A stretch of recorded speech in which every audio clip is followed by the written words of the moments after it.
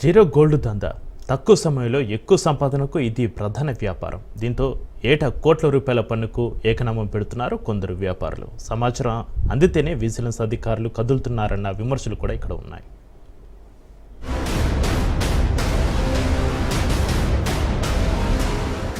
నెల్లూరు జిల్లాలో zero tax వ్యాపారం జోరుగా సాగుతుంది.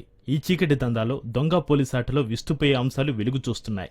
వ్యాపారులంతా అక్రమ మార్గంలో నిత్యం కిలోల కొద్దీ బంగారు, వెండి ఆభరణాలు దిగుమతి చేసుకుంటున్నారు. చెన్నై, బెంగళూరు, ముంబై నుంచి బస్సులు, రైళ్లలో ఆభరణాల అక్రమ రవాణా యథేచ్ఛగా జరుగుతున్నా పట్టించుకునేవారు కరువయ్యారు.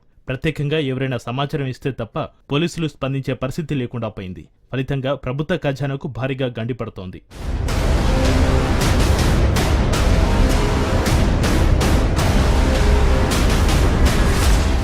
వ్యాపారులంతా దాదాపుగా చెన్నై నుంచే బంగారం కొనుగోలు సాగిస్తుంటారు. అందులో బిల్లుల ద్వారా ఎంత బంగారం దిగుమతి అవుతుందో బిల్లులు లేకుండా కూడా అంతే బంగారం వ్యాపారులకు చేరుతోంది. బంగారం పుష్కలంగా లభ్యమయ్యే కువైట్ వంటి దేశాల నుంచి చెన్నైకి విమానాల ద్వారా బంగారం స్మగ్లింగ్ జరుగుతూ ఉంటుంది. ఇలా దిగుమతి అయిన బంగారాన్ని నమ్మకస్తులు విక్రయిస్తూ ఉంటారు. అయితే జిల్లాలో ముఠాగా ఏర్పడి చెన్నై నుంచి అక్రమ మార్గాల్లో నెల్లూరుకు బంగారాన్ని దిగుమతి చేస్తున్నారు.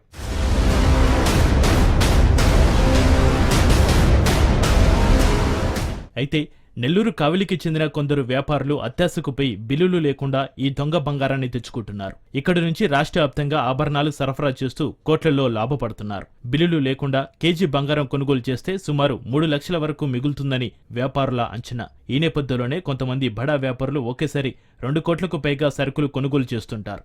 ఇలా బిల్లులు లేకుండా జీరో దందా మూలంగా ప్రతి ఏటా ప్రభుత్వానికి కోట్ల రూపాయల ఆదాయానికి గండిపడుతోంది.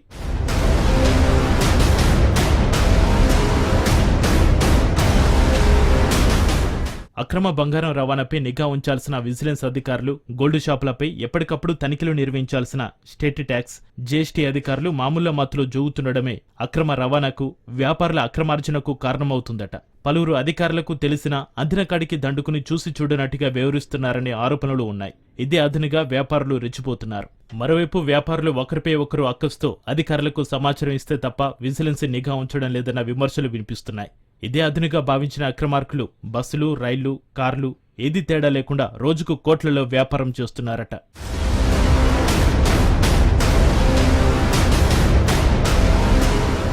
నిజానికి జిల్లాలో కొన్నాళ్ల నుంచి బంగారం జీరో బిజినెస్ జరుగుతుందనేది బహిరంగ రహస్యం. పోలీసులే కాకుండా అనేకసార్లు డైరెక్టరేట్ ఆఫ్ రెవెన్యూ ఇంటెలిజెన్స్ అధికారులు, రైల్వే పోలీసులు బంగారం పట్టుకున్న సందర్భాలు ఎన్నో ఉన్నాయి. అయినా దొంగ వ్యాపారం, అక్రమ రవాణా మాత్రం ఆగడం లేదు. బంగారం దుకాణాల్లో సైతం చాలా వరకు బిల్లులు లేకుండా అమ్మకాలు జరుగుతున్నాయనే వార్తలు వినిపిస్తున్నాయి.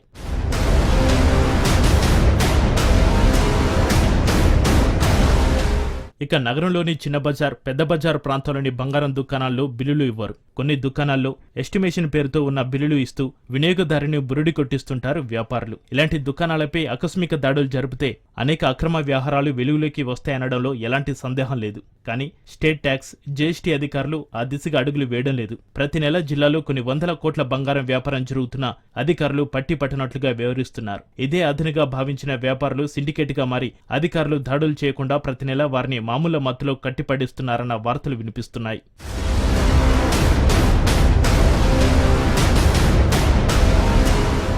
ఇప్పటికైనా బంగారం జీరో వ్యాపారంపై అధికారులు దృష్టి సారిస్తారా?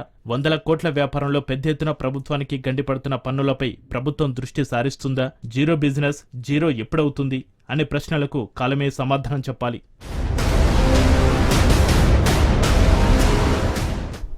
Welcome back. మర్రి రాజశేఖర్ ఆరోపణలను వైసీపీ ఖండించింది. మర్రి రాజశేఖర్ ఆత్మవిమర్శ చేసుకోవాలన్నారు మాజీ మంత్రి విడుదల రజని. మర్రి గెలుపు కోసం వైఎస్ఆర్ ప్రచారం చేశారన్నారు. రెడ్ బుక్ పాలనలో తన వాయిస్ వినిపించి ఉంటే మర్రి గౌరవం పెరిగి ఉండేదన్నారు. మర్రి రాజశేఖర్ను వైసీపీ మోసం చేయలేదని, వైసీపీలో ఎంతో ప్రాధాన్యత ఇచ్చామన్నారు. కానీ ప్రాధాన్యత ఇవ్వలేదని దుష్ప్రచారం చేస్తున్నారన్నారు. 2014లో చిలుకలూరిపేట నియోజకవర్గం నుంచి మర్రి రాజశేఖర్కు టికెట్ ఇచ్చారని చెప్పారు.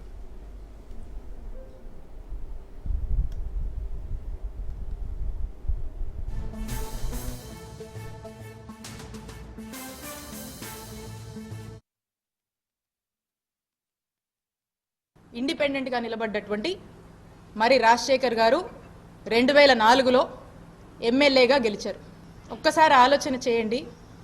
పార్టీని, పార్టీ సింబల్ని కాదని ఆ దివంగత నేత వైఎస్ రాజశేఖర్ రెడ్డి గారు మరి రాజశేఖర్ గారికి ఏ విధమైనటువంటి గౌరవాన్ని ఇచ్చారు, ఏ విధంగా మద్దతుగా నిలిచారు, వారు ఎమ్మెల్యేగా అవడానికి కారకులయ్యారు అనేటి విషయాన్ని నేను గుర్తు చేస్తున్నాను. ఆ తర్వాత 2009లో మరి రాజశేఖర్ గారికి ఇక్కడ చిలకలూరుపేట నియోజకవర్గంలో కాంగ్రెస్ పార్టీ తరఫున పోటీ చేసేటువంటి అవకాశం వారికి దక్కింది. 2009లో అన్ఫార్చునేట్లీ కాంగ్రెస్ పార్టీకి అధికారంలోకి వచ్చింది. ఇక్కడ మర్రి రాజశేఖర్ గారు ఓడిపోవడం జరిగింది.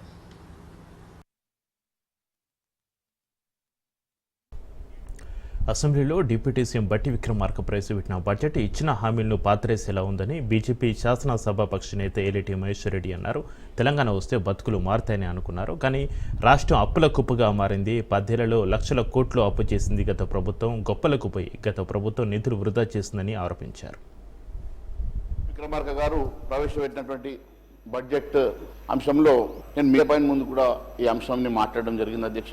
ఇది పూర్తిగా హామీలను పాతరేసే బడ్జెట్ గా, ఇచ్చినటువంటి హామీలను ఎగవేత చేసేటువంటి బడ్జెట్ గా ఉన్నదని, మరి పూర్తిగా పేదల సంక్షేమాన్ని పాతరేసి తెలంగాణకు మొండి చేయించేటువంటి బడ్జెట్ గా ఉన్నదని నేను మొన్న చెప్పడం జరిగింది అధ్యక్ష. మరి వాస్తవానికి ఈ రాష్ట్రంలో తెలంగాణ రాకముందు ఉమ్మడి ఆంధ్రప్రదేశ్లో ఏ రకంగా పరిస్థితులను ఒకసారి మీరు తెలుసు అధ్యక్ష. ఎందుకంటే మీరు కూడా 2009లో నాతో పాటు మీరు ఎమ్మెల్యేగా మంత్రిగా పనిచేశారు అధ్యక్ష, మీకు తెలుసు అధ్యక్ష. ఉమ్మడి ఆంధ్రప్రదేశ్ రాష్ట్రంలో అధ్యక్ష జిఎస్డిపి కేవలం 5 లక్షల కోట్లు మాత్రమే ఉంది అధ్యక్ష.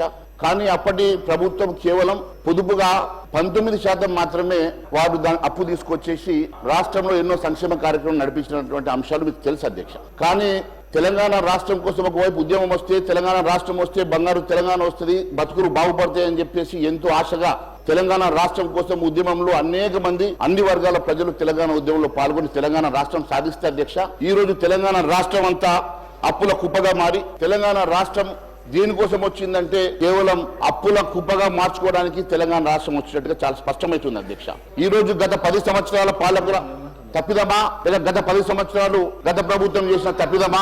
ఈ రాష్ట్రం పూర్తిగా లక్షల కోట్ల అప్పు చేసేసి ఈ రోజు జిఎస్డిపి దాదాపు 16 లక్షల కోట్ల రూపాయలు జిఎస్డిపి పెరిగినప్పటికీ వారు పెరిగినటువంటి జిఎస్డిపి మీద దాదాపు 50% అప్పు తీసుకొచ్చేటువంటి దుస్థితి రాష్ట్రంకి వచ్చిందంటే మరి ఈ రాష్ట్రం ఏ దిశలో పయనించి ఈ రాష్ట్రం ఏ రకంగా మరి పూర్తిగా ఆర్థికంగా సంక్షోభంలో కూరుకుపోయిందో. సీఎం చంద్రబాబు మనవడు నారా దేవాంశు పుట్టినరోజు సందర్భంగా తిరుమలలో పర్యటించారు. స్వామివారిని దర్శించుకుని మొక్కులు తీర్చుకున్నారు. ప్రత్యేక పూజలు నిర్వహించారు. ఈ సందర్భంగా వేద పండితులు ప్రత్యేక ఆశీర్వచనాలు అందించారు. తిరుమలలో ఒకరోజు అన్నప్రసాదంకు అయ్యే ఖర్చు 44 లక్షలను సీఎం చంద్రబాబు శ్రీ వెంకటేశ్వర అన్నప్రసాదం ట్రస్టుకు విరాళమిచ్చారు. వేదమంత్రముల యొక్క కమనీయ రూపాన్ని దర్శించాలి అని విచ్చేస్తూ ఉన్నారు. యాని కానిచ పాపాని కారణయోషిత పూజయంతి సదాకాలం వెంకటేశం కృపానిధం కోటయో బ్రహ్మహత్యానాం ఆగమ్యాగమకోటయః అంగలగ్నా వినశ్యంతి వెంకటాచల మారుతై. ధర్మపత్ని సమేతంగా వెంకటేశ్వర స్వామి వారి ఆశీర్వచనాన్ని అందుకుంటూ ఉన్నారు.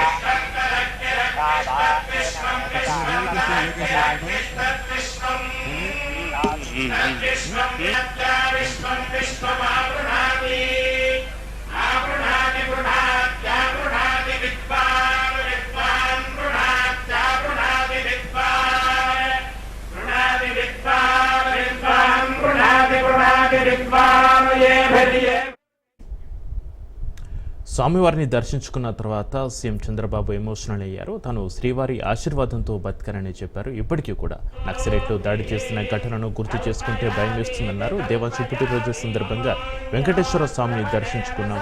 ప్రతి పుట్టినరోజు నాడు తిరుమలలో అన్నదానం చేయడం ఆనవాయితీగా పెట్టుకున్నామన్నారు. అన్నదానం ఒక మహత్తర కార్యక్రమం అని, అన్ని దానాల కంటే అన్నదానం గొప్పదన్నారు సీఎం చంద్రబాబు.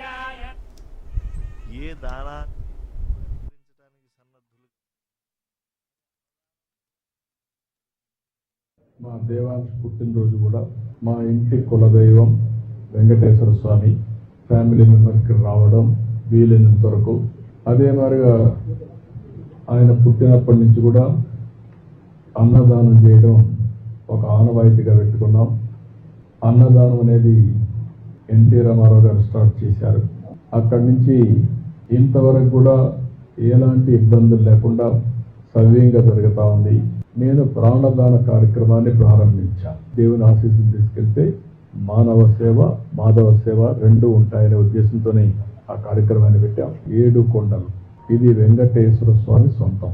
7 కొండలు వెంకటేశ్వర స్వామివి అని మనం చెప్తా ఉంటే 7 కొండలు ఆనుకొని ముంతాజ్ హోటల్కి అప్పట్లో పర్మిషన్ ఇచ్చారు. అదే మరిగా అక్కడ ఇంకొక పక్కన కూడా దేవలోకం, ఈ రెంటికి పర్మిషన్ ఇచ్చే పరిస్థితి. MRKR construction industries private limited 5 ఎకరాలు ఇచ్చారు. ఈ 35.32 క్యాన్సిల్ చేస్తున్నాం. ఇక్కడ ఎవ్వరు కూడా కమర్షియలైజ్ చేయడానికి లేదు. 7 కొండలు ఆనుకొని ఎలాంటి కమర్షియలైజేషన్ కానీ అపవిత్రం చేసే కార్యక్రమాలు ఎక్కడా ఉండడానికి లేదు.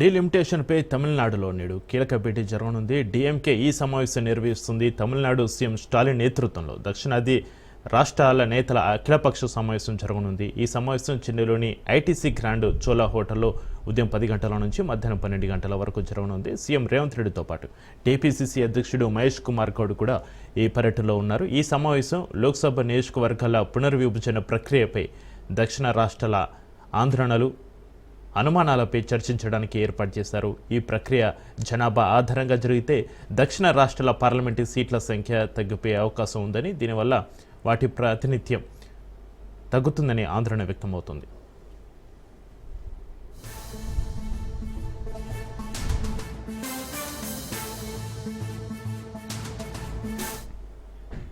అయితే ఈ నేపథ్యంలో తమిళనాడు సీఎం స్టాలిన్ 7 రాష్ట్రాల ముఖ్యమంత్రులకు లేఖలు రాసి డీలిమిటేషన్కు వ్యతిరేకంగా ఉమ్మడి చర్యల కమిటీ జేఏసీ ఏర్పాటు చేయాలని పిలుపునిచ్చారు.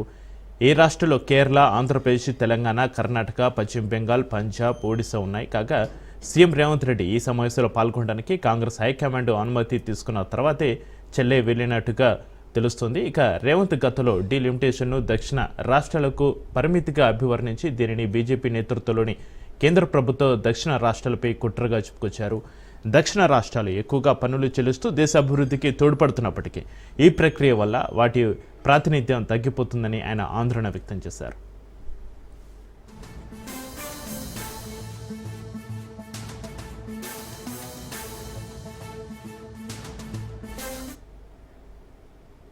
ఇక ఈ సమావేశంలో Kerala CM Pinarayi Vijayan, Punjab CM Bhagwant Mann, Karnataka deputy CM DK Shivakumar, BJD నుంచి ప్రతినిధులు హాజరవుతారని తెలుస్తుంది. ఈ సమావేశంలో ప్రధాన అంశాలుగా 1971 జనాభా లెక్కల ఆధారంగా డీలిమిటేషన్ను 2026 తర్వాత 30 ఏళ్ల పాటు కొనసాగించాలని, 2026 డీలిమిటేషన్ ప్రక్రియను పునఃపరిశీలించాలని డిమాండ్ చేసి తీర్మానం రూపొందించడం, న్యాయపరమైన మార్గాలను అన్వేషించడం, ప్రజల్లో అవగాహన కల్పించే కార్యక్రమాలు చేపట్టడం ఉన్నాయి. ఈ సమావేశం దక్షిణ రాష్ట్రాల ఐక్యతను చాటడంతో పాటు కేంద్రానికి బలమైన సందేశం పంపే అవకాశం ఉందని భావిస్తున్నారు.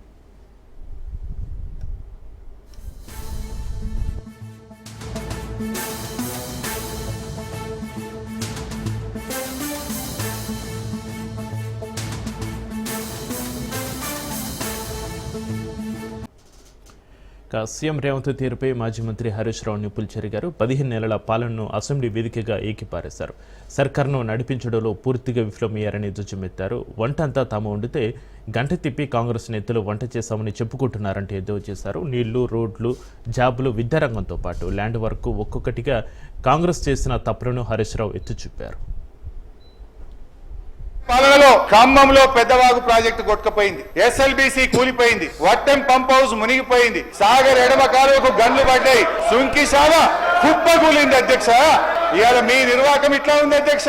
పాలేందో నీళ్ళేందో ఈ రాష్ట్ర ప్రజలకు తెలవాలి. ఎందుకంటే మీ నిర్వాహకం వల్ల ఈ సంవత్సరం 34% వాడుకోవాల్సిన నీళ్లు 24% వాడుకోవడం వల్ల నల్లగొండ, ఖమ్మం, మహబూబ్ నగర్ జిల్లాలో ఇలా ఎట్లా పంటలు ఎండిపోతున్నాయో. సెక్షన్ 3 అనేది తెలంగాణకు ఒక వరం అధ్యక్ష. దాన్ని ఇవాళ బీఆర్ఎస్ ప్రభుత్వం సాధించింది. ట్రిబ్యునల్ ముందు వాదనలు జరుగుతా ఉన్నాయి. మీరు మంచి న్యాయవాదులను పెట్టండి, వాదనలు వినిపించండి. తెలంగాణకు న్యాయబద్ధమైనటువంటి వాటా 575 టీఎంసీలు రాబట్టండి అని చెప్పి కోరుతున్నాను అధ్యక్ష.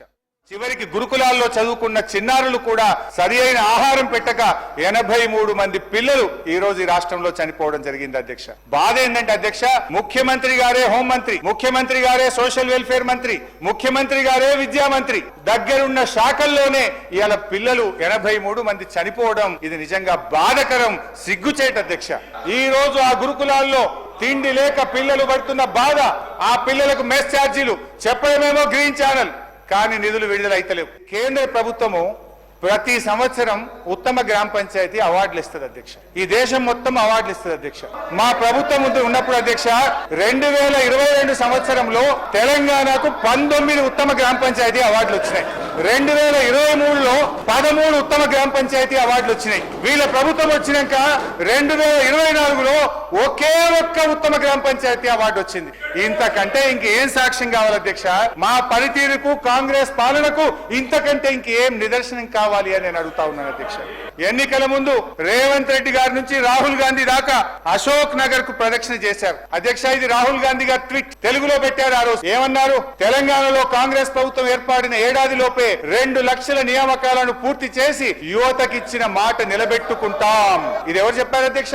కాంగ్రెస్ పార్టీ అగ్రనాయకులు గౌరవనీయులు రాహుల్ గాంధీ గారు చెప్పిన మాట. ఏడాది దాటింది అధ్యక్ష, 16 నెలలకు వచ్చింది. ఏమైంది మీ జాబ్ క్యాలెండర్?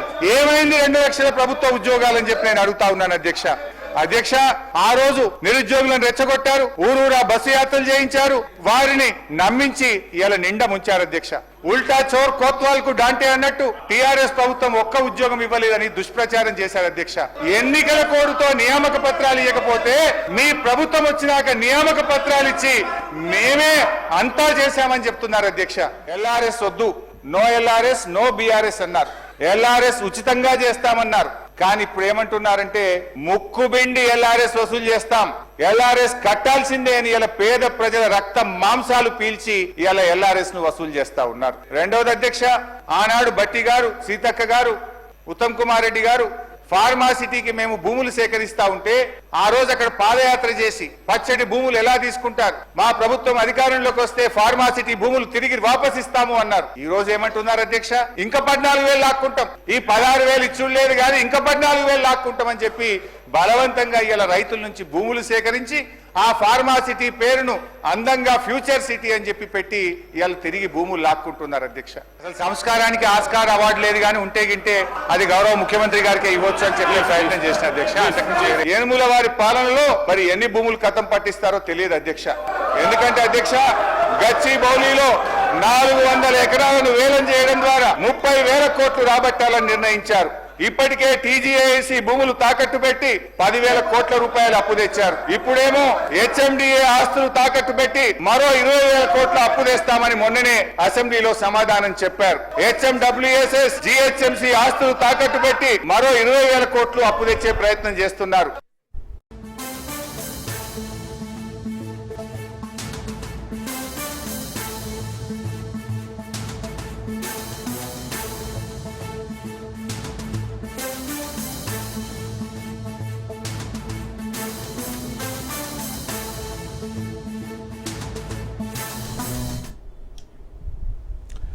బ్రేకింగ్ న్యూస్ చూస్తున్నాం. తెలంగాణలోని పలు ప్రాంతాల్లో నిన్న తేలికపాటి నుంచి ఓ మోస్తరు వర్షాలు కురిశాయి. కొన్ని చోట్ల కురిసిన వడగళ్ల వర్షం రైతులకు తీరని నష్టాన్ని మిగిల్చింది. నిజామాబాద్, మెదక్, సిద్దిపేట, మంచిర్యాల, కొమరంభీం, ఆసిఫాబాద్ జిల్లాలో పలు చోట్ల ఒక మోస్తరు వర్షం కురిసింది. నిర్మల్ జిల్లా మూతుల్లో అత్యధికంగా 2 సెంటీమీటర్ల వర్షం కురిసింది. వడగళ్ల వాన కారణంగా వరి, మామిడి పంటలకు తీవ్ర నష్టం వాటిల్లింది.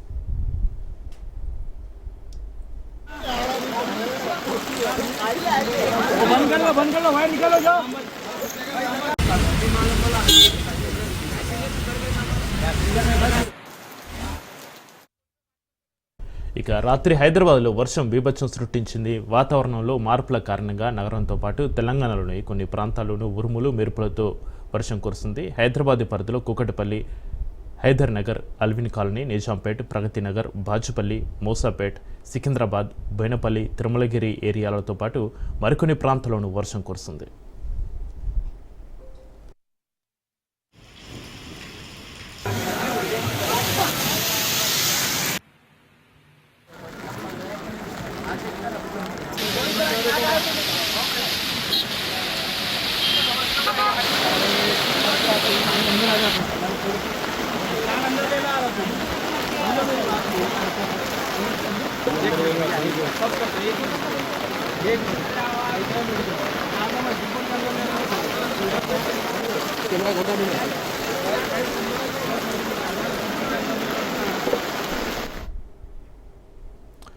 సోమవారం వరకు రాష్ట్రంలోని పలు ప్రాంతాల్లో వర్షాలు కురిసే అవకాశం ఉందని వాతావరణ శాఖ తెలిపింది. ముఖ్యంగా ఉమ్మడి ఆదిలాబాద్, కరీంనగర్, వరంగల్, ఖమ్మం, నల్గొండ, హైదరాబాద్, రంగారెడ్డి, మేడ్చల్, మల్కాజ్గిరి, సంగారెడ్డి, మహబూబ్ నగర్ జిల్లాలో ఉరుములు, మెరుపులు, గాలులతో కూడిన వర్షాలు కురిసే అవకాశం ఉందని పేర్కొంది. జగన్ తన తీరు మార్చుకోకపోతే ఉన్న 11 మంది ఎమ్మెల్యేలు కూడా చేజారిపోయే ప్రమాదం ఉందన్నారు మంత్రి కొల్లు రవీంద్ర. మచిలీపట్నంలో జరిగిన పలు కార్యక్రమాల్లో మంత్రి పాల్గొన్నారు. వైనాట్ 175 అన్న జగన్ని రాష్ట్ర ప్రజలు 11 సీట్లకు పరిమితం చేశారని ఎద్దేవా చేశారు. ఇప్పుడు కూడా అలాగే వ్యవహరిస్తే ఉన్న ఆ 11 మంది కూడా జారిపోతారన్న విషయాన్ని జగన్ గుర్తుపెట్టుకోవాలన్నారు. గురించి చర్చించారు. 2019-24లో అసెంబ్లీ సమావేశాలు చూడాలంటేనే చేదరు పుట్టే విధంగా ఉండేది. కానీ ఇప్పుడు జరిగినటువంటి ఈ సమావేశాలు చాలా ప్రజలందరూ కూడా హర్షిస్తూ ఉన్నారు. ప్రజా సమస్యల గురించి మాట్లాడటం కానీ, ప్రజా సమస్యల మీద అధికార పక్షం కూడా అన్ని విషయాలు మొహమాటం లేకుండా అడిగినటువంటి విధానం కానీ ఇవాళ చాలా బాగా జరిగినాయి. దురదృష్టం ఏంటంటే ఒక అసమర్థమైనటువంటి ఇవాళ జగన్మోహన్ రెడ్డి ఇవాళ నాకు ప్రతిపక్ష హోదా ఇవ్వండి, ప్రతిపక్ష హోదా ఇస్తే వస్తానని చెప్పి మరి మాట్లాడిన విధానం చూస్తే ఇవాళ ఆయన సిగ్గు తెచ్చుకోవాలి. ఇవాళ మీకు ప్రజలు ఇవాళ ప్రతిపక్ష హోదా అనేది మేము ఇచ్చేది కాదు, లేకపోతే ఇంకోటి ఇచ్చేది కాదు. ప్రజలు మీకు కేవలం 11 సీట్లు చాలరా అని చెప్పి మేము కూర్చోబెట్టారు. మీరు వచ్చి ఆ 11 సీట్లో కూర్చొని మీరు అడగాలి ఏదైనా ఉంటే. దొంగతనంగా వచ్చి సంతకాలు పెట్టడం, వైనాట్ 175 అన్నాడు, 11 కూర్చోబెట్టారు. ఇప్పుడు కూడా ఇదే రకంగా మాట్లాడితే రేపు 0. ప్రజలు నేను పంపరు. చట్టసభలు పెట్టింది ఎందుకోసం? చట్టసభలో ఉన్నది ప్రతి ఒక్కరికి హక్కు ఉంది. ఇవాళ 11 మంది కూడా జారిపోతారు. గుర్తుంచుకోండి జగన్మోహన్ రెడ్డి గారు. మీరు ఇదే రకంగా మీ చెప్పు చేతలో ఉండాలని అనుకునే విధంగా వ్యవహరిస్తే ప్రజలు చీకొడతారు. ఖచ్చితంగా వాళ్ళు ఆ 11 మంది కూడా జారిపోయి సభలకు వస్తారు. అందుకనే వచ్చి దొంగ సంతకాలు పెట్టి వెళ్ళారు. ఇవాళ చూశారు కదా, ఎమ్మెల్సీ ఎలక్షన్స్లో క్యాండిడేట్లు కూడా పెట్టుకునే దమ్ము లేదు మీకు. లేదు అసలు. ఇక మీకు ప్రజల్లో చీకొడతా ఉన్నారు.